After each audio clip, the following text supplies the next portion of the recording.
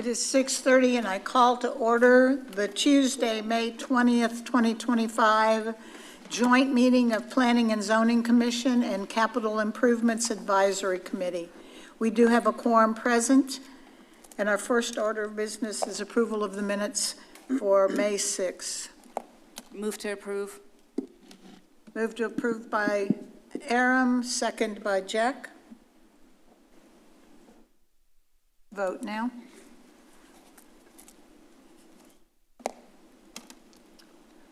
Motion carries 7-0.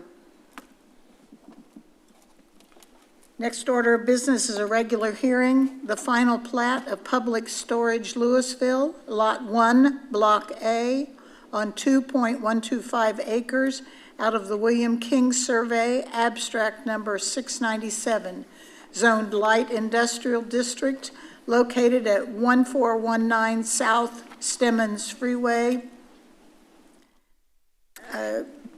2310-2-FPCP. Good evening, Commissioners. So this was a plat that was originally submitted back in 2023, so we need to follow the rules that were in place back in 2023. We did most recently amend our ordinance that plats could be administratively approved, but this one is before you because of its submittal date. It was mistakenly not brought forward to the Planning and Zoning Commission in 2023 with the first round of comments, as was the custom at that time period. However, we did send comments, they did address comments, they have made all the corrections, so the plat is now ready to be approved and filed. So staff's recommendation is that the Planning and Zoning Commission approve the final plat of the Public Storage Lewisville. Thank you, Michelle. Commissioners, questions, comments? If not, I'll entertain a motion. Move to approve. Second. Motion by Francesca, second by Joshua. You may vote now. Motion carries 7-0. Next item is consideration of one alternative standard associated with landscaping standards on North Side Air on 1.125 acres located at 816 Office Park Circle, legally described as Hillside Office Park Edition, Lot 7, Block C, zoned light industrial district, as requested by Jason Kilpatrick of Riddinger Associates Incorporated on behalf of the owner, Lucky 13 Investments LLC, 25-05-8, alt standards. Good evening. So the alternative standard requested here is for an existing site that they're adding an additional building to. They would like to allow a 10-foot landscape buffer for a portion of the site to remain in lieu of the required 30-foot buffer. You can see on the aerial before that the parking lot today only has a 10-foot landscape buffer. Rather than tear up that parking lot, they'd like to maintain that landscape distance as is. There is 30 foot in front of the building today, and the new building that they're proposing will also meet the 30 foot, so it's really just in front of the parking area that we're discussing the alternative standard for. And I can pull up, this is their landscape plan, so they will add shrubs to screen the parking lot in this area. Those shrubs are not there today, so that would be an improvement in the parking area, and they would provide the required trees, ornamental and canopy and shrub row in the remainder of the property, along with the 30-foot landscape buffer. So staff recommends that the Planning and Zoning Commission recommend approval of the alternative standard as presented. And I am here for questions. Thank you. Commissioners, questions? If there are none, I'll entertain a motion. Motion to approve the alternative standards as presented. Motion by Francesca, second by Ainsley. You may vote now. Motion carries 7-0. Commissioners, this item will be considered by the City Council at a second regular hearing on Monday, June the 16th, 2025 at 7:00 p.m. Thank you. Thank you, Richard. The next two items are public hearings. The first public hearing, consider a zone change from agricultural open space district to light industrial district on approximately 0.189 acres out of the Edmund Ade Survey, abstract number 11, located at 563 Bennett Lane, as requested by Stephen Broughton RPB Holdings LLC, the property owner. Case number 25-02-3Z. Good evening, Commissioners. The subject property is currently a vacant lot located at 563 Bennett Lane and is currently zoned agriculture open space. The applicant is seeking to rezone the property to light industrial to allow for less constraints on surrounding developments, specifically a potential warehouse development on the vacant lot to the southeast. Since agriculture open space is considered a residential district, any surrounding developments would be required a 50-foot rear setback. And additionally, it would be subject for any property or development within 500 feet of this property to meet the recently approved supplemental standards for warehouse and manufacturing uses. This location is within the transition subdistrict of the I-35 corridor overlay, so it would be subject to those standards if this lot or the surrounding area was developed.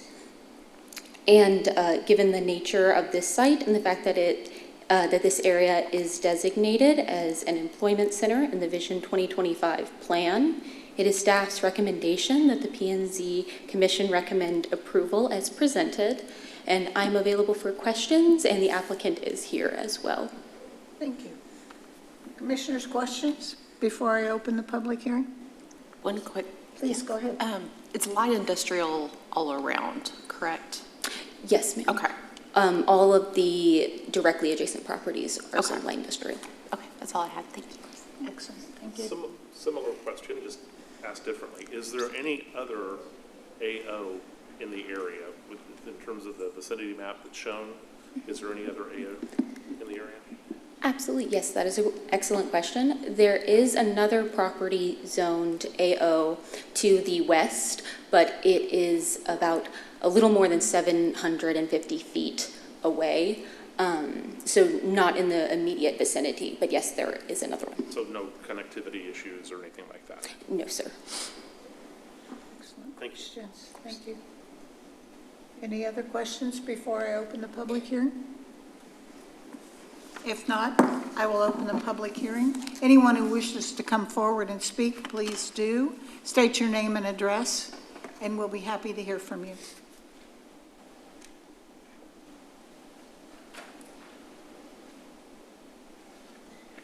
Having no one come forward, I will close the public hearing. Commissioners?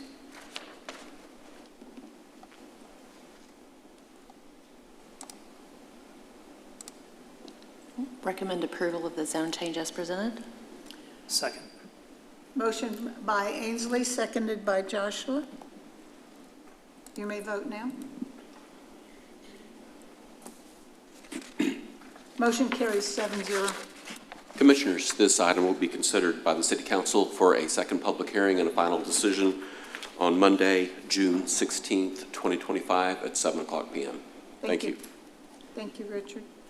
Next public hearing, consideration of a zone change from single-family residential R7.5 district to Old Town Mixed Use 2, OTMU2 district on approximately 0.304 acres of land out of the J. Craft Survey Abstract number 295, located at 572 Richland Street, as requested by Deborah Lynn Wright, the property owner. 25-03-8Z. Good evening again, Commissioners.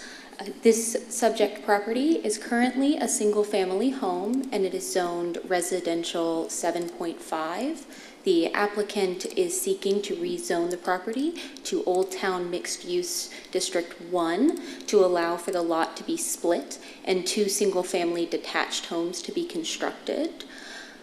OTMU 1 allows for more flexible setbacks and eliminates the maximum lot coverage.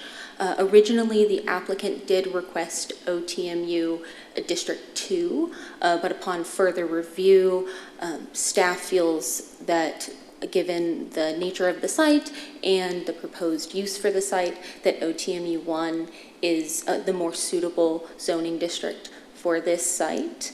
To the adjacent properties to the north and east are zone residential 7.5. The property to the south is a medical office, which is zoned office district, and to the west is an office park, zoned local commercial. Given the nature of the site and the fact that the vision for the site aligns with the Vision 2025 plan's big move for Old Town, it is staff's recommendation that the P&Z Commission recommend approval as presented, and I am available for questions as well as the applicant. Just a clarification, our recommendation is Old Town Mixed Use 1. Oh, yes, Thank you. my apologies. Commissioners, questions? Oh, I just have a comment. So they're going to tear this house down and build 2 single-family houses on this lot. Is that what they're going to do? Yes, they're going to split the lot into 2 separate lots and then build a single-family residential on both. And are they going to sell the lots and let someone develop their own houses, or are they planning on building the 2 houses that are going to be on these 2 lots? That is probably a better question for the applicant, and I would like to invite her up. Should I open the public hearing first, Michelle? We can go ahead and do that now, yes, and then we can kind of handle all that Put together. it all in the same place. I'll open the public hearing now so the applicant may answer our questions. Thank you. Your name and address, please. Deborah Wright, 2014 County Road 123, Gainesville, Texas. Thank you. Thank you. Your question? Sure. So are you going to develop both these lots, or are you just going to sell them and let someone else? No, I'm wanting to develop them. I'm going to put a house on each lot, and I want to live in one, and then I'm going to rent the other. Okay, so you're going to actually move there and live in one. Move in one of them, That's the plan. Okay. What about the neighbors around there? Have you talked to any of those guys? I mean, you're building houses, right? You're not building a townhouse or No. anything like that, so they No, haven't it's a expressed single-family concern home. about you. Or 2 single-family homes, yes. Okay. Yes. Have you talked to any of the neighbors around there? Well, yes, one of the owners is sitting there with me that has a home across the street. Okay. And Deborah, I'm sorry, I know her name from high school. Deborah Roach lives catty-cornered, and she's totally fine with it. And another lady that lives about 2 houses? 2 houses down. And I guess you're fine with it? There you go. Sounds like you have buy-in from everybody. Well, I think that the fact that you're going to actually live in one of them tells me that you're going to put a lot of effort into the Oh, yes, I want them to be nice, yes. All right, that's all I have. Thank you. All right, thank you. Thank you. Any other questions, Commissioners? Anyone else wishing to speak, you may come forward. State your name and your address, please.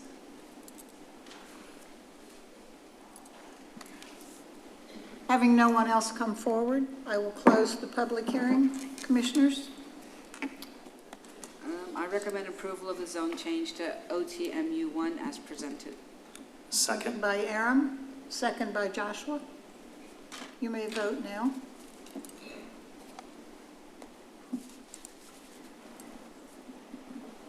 Motion carries 7-0. Commissioners, this item will be considered by the City Council, who will hold a second public hearing and make a final decision on Monday, June the 16th, 2025 at 7:00 p.m. Thank you. Thank you, Richard. Next item of business is recommended to the City Council for Planning and Zoning Commission representative to the Zoning Board of Adjustment. That's you, Rick, correct? You do ZBOA? Do you wish to do it again? Yes, I will do it again. I'll take a nomination, people. I will nominate Rick to continue on as representative on the Zoning Board of Adjustment. And I'll second if I can see it. We have a motion from Aaron and a second by Jack for Rick to continue as our ZBOA representative. Anyone else wishing to before we vote? We're ready to vote.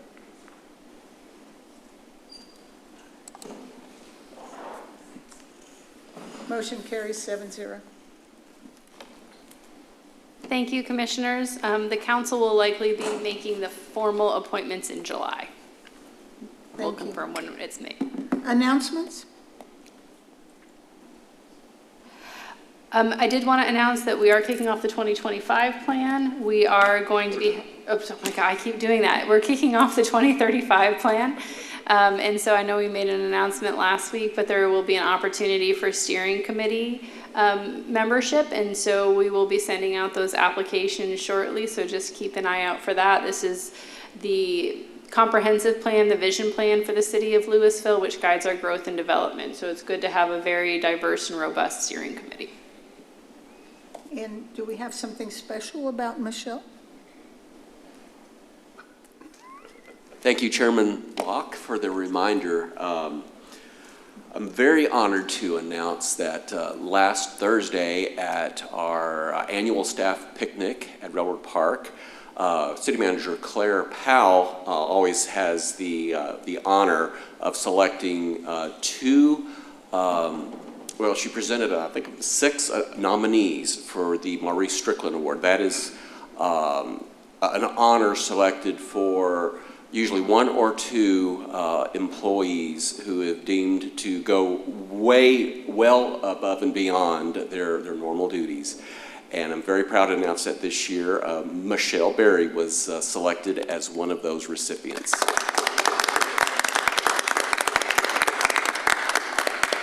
We're proud of you, Michelle. We already knew that, so.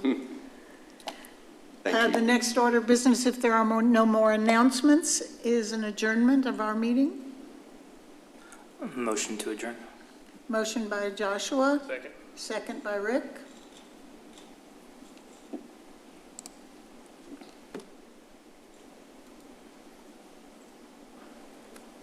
Planning and zoning is adjourned, and I will turn things over to Jack. Thank you, Madam Chair. Appreciate it. We'll give it a few moments until I get the knowing nod from staff. Is it okay if I ask a question? On the OTMU, we approved OTMU 1, but in the verbiage of the paragraph, it still said OTMU 2. Because that's what was noticed, and our recommendation was OTMU 1, and your Yeah. recommendation was OTMU 1, so we noticed it for council, we'll switch that. Okay, thank you. Yeah. She keeps us on our toes. Yes, yes. Making sure we're awake and reading. Okay, I see the time is now 7:42, and I will call the Capital Improvements Advisory Committee to order. The first item on the agenda is the approval of minutes. Motion to approve. Second. We have a motion and a second. Please indicate.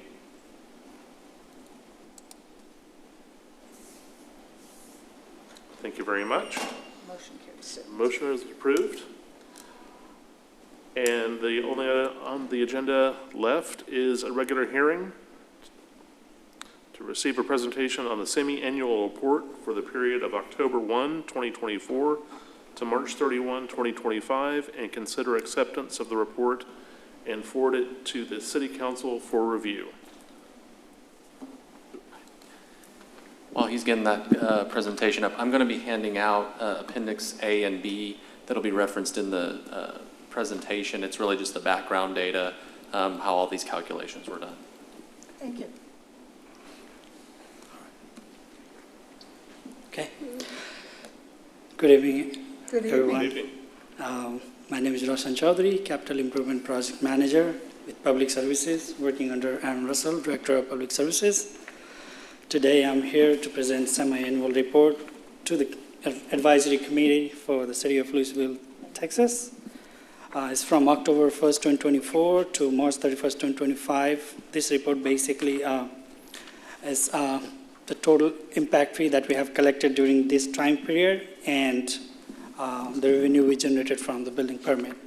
So I will go ahead and start with this presentation is pretty much similar to what you saw in the report. So I just changed it to a little presentation. So the purpose of the report is, it's by the law.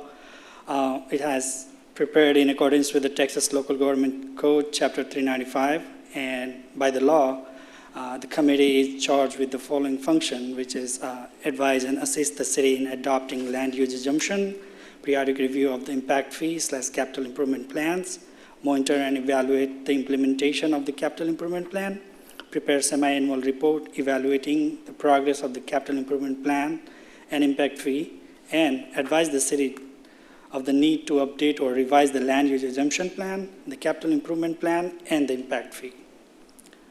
A little bit background about this program is in 1986, city adopted the capital recovery fee program, followed by 87. Senate passed the bill to expand impact fee requirement, and City of Lewisville approved and adopted in 1990. On 2017 and 2018, city got a contract with Fraser Nichols to do the land use assumption and population projection, followed by Burkhoff's, Hendrick, and Carter to do water and wastewater master plan. In September 17, 2018, City Council adopted that the impact fee schedule. Down below, it says we are currently working on updating the impact fee study, which is currently underway, and we will be representing that in next late summer CIAC meeting in 2025. Little about the project, what are included in the impact fee study. So all the projects used in the calculation of the impact fee is provided by it's only included any project that is basically provided the capacity improvement. Any rehabilitation or replacement project is not considered in this calculation. So on the water side, there's a list of the projects such as existing water distribution and transmission lines, existing elevated storage tank, existing pump station, existing ground storage reservoir, existing water treatment facility, water system planning expenses, proposed water distribution and transmission line, and proposed water supply and storage facility. So all these are projects was included in during the calculation of impact fee studies. And down at the bottom right corner, there is a table with all the project costs associated with that. So in the table, it will show you 20-year project cost, as well as the duration, 5-year duration, which is utilized capacity value during fee. So over all total 20-year project cost is $150,468,951, and the utilized capacity value during this period is $45,912,294. Similarly, on the wastewater side, there's a series of projects which is, I'm going to explain, the existing wastewater collection line, existing wastewater lift station enforcement, existing wastewater treatment improvement, wastewater system planning expenses, proposed wastewater collection line, proposed wastewater lift station enforcement, proposed wastewater treatment facility.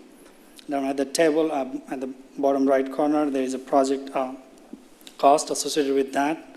For the 20 years, it's $194,088,003, and for this period of 5-year period of time, total $69,349,245.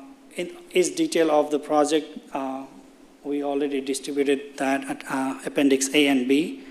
You will find all the detail about the projects in that appendix. Capital recovery impact fee determination. So basically how we calculate the impact fee. So the impact fee are totally based on the living unit equivalent, which is LUE, which is subjected to the meter size. For instance, 3/4 meter is equivalent to 1 LUE, and as the meter size changes or increasing, the impact fee equivalent is also, the LUE equivalent factor is also increasing. With that, the city of Lewisville on November 1st, 2018, adopted that fee with no provision for escalation during at that time, which is 2018-23. The impact fee for the water is set for $2,614, and the wastewater $2,724. This is the main ingredient of this report, how much total fee we have collected. So effective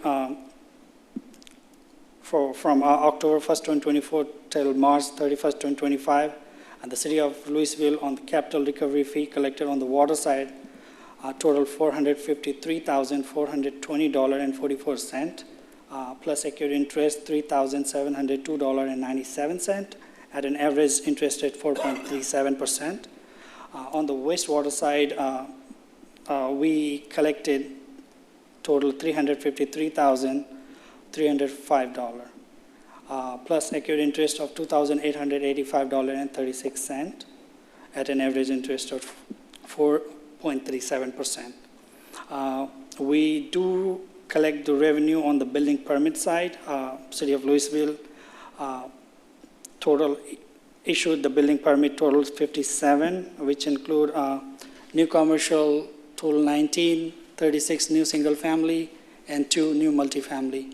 So total revenue we have collected $1,564,625, $625.80. Sorry, it's a little bit. So, and the breakdown of multifamily is on the Lewisville side, Palladium Round Grove, we issued 1 building permit, total unit 90 total units, and the second is Heritage Estate at Valley Ridge. We issued 1 building permit for 92 total units. In the conclusion, the city of Lewisville has not reported any written complaints or perceived inequities or inadequacy regarding the capital improvements plan or the impact fee requirements. The current impact fee program complies with Chapter 395 of the Texas Local Government Code. With that being said, I would like to give a little bit update on the projects which is currently going on. We have a lot of projects going on, but I'm going to talk about a few major projects in terms of dollar amount. I would like to talk about the Prairie Creek Wastewater Treatment Plant Aeration Basin Expansion Project. This project is currently in 90%. So the plan is completed. We are waiting for the final bid-ready document, which we are anticipating to receive in June first week this year. The project include construct a new aeration basin, distribution structure, splitter box, and blower building to expand wastewater treatment plant capacity for the future growth. The OPCC and the engineer provided is total $77 million. And the duration for the construction, we are anticipating 2.5 years, and we will be in construction. We will bid this project in June, and we will issue notice to proceed in August 2025. The second project is combined pump station project. This project is currently in design phase, 30% design. The engineer is currently working on 30% design, which is PDR report, preliminary engineering drawing report. And the budget for this project is $38 million. And the schedule for the design and the construction is 2.5 years. The third project I would like to talk about, Midway Branch Lift Station project. So lift station enforcement was combined project, but it got separated. And the lift station project currently in construction. The lift station is 13.8 MGD, which is million gallon per day lift station, and the forceman is 4.5 mile 30-inch forceman that is currently in design. The forceman is in design, and the lift station is in the construction. For the forceman, 90% design is completed. We should be getting the final bid-ready document in June, so next month, and we will be in we will bid that project and we'll be in construction around like late summer or early winter. And the budget for this project is $41 million. And the lift station is already in construction. It will take 1.5 years to complete, and the force main, the engineer provided the schedule is 1 year. With that being said, if you all have any question, feel free to ask. Any questions for the staff? I do have a question. Is there a reason we still split out Castle Hills and Lewisville on that table? That's just, to be honest with you, I was thinking the same thing. That's a holdover from the way we've done the report for years, and we do need to change that and just make it just Lewisville in general. Thank you for pointing that out, though.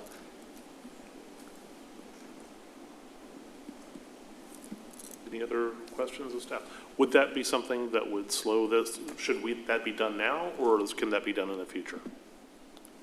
That update? It's really just a preference that the city council has actually expressed that we need to move away from talking about it from in terms of Castle Hills versus Legacy Lewisville. It doesn't impact the report at all, but it's just, we need to follow that direction. Okay, thank you. Any other questions? Doesn't look like it. Thank you so much. Thank you. Thank you.